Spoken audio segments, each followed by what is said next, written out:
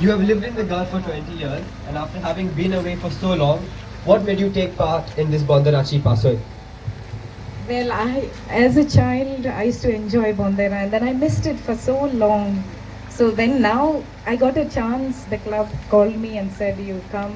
I was so happy and very enthusiastic, and I said, "I must take part and do something." Thank you so much.